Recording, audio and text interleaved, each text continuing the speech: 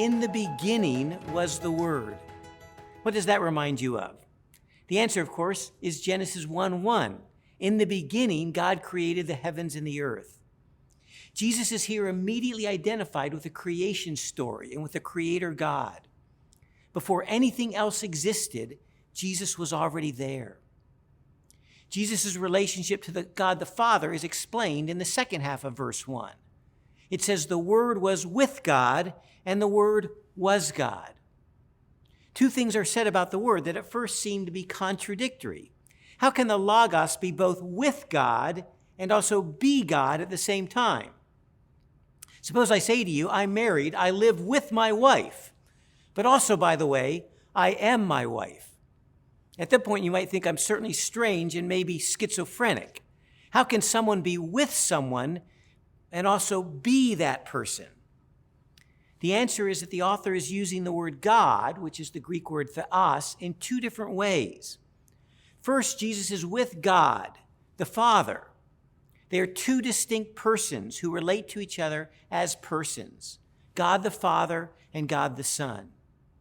Yet although Jesus is not the Father, he is still fully divine. The Word was God. That is, he is part of the one Godhead, made up of Father, Son, and Holy Spirit. So this concise little phrase, with God and was God, describes the Trinity perfectly. Three distinct persons, but each fully God. To drive this point home, John confirms that Jesus the Word is the Creator. Verse 3 says, through him all things were made.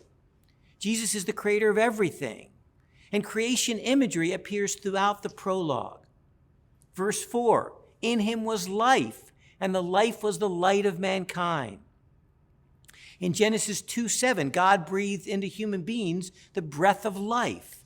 Jesus is the life giver as God. He is also the light giver. Verse 5 continues, the light shines in darkness, and the darkness has not overcome it. Light imagery also points back to the Genesis creation account. The first thing God says in Genesis 1 is, let there be light. And what does light do? It gives us guidance, and it overcomes darkness.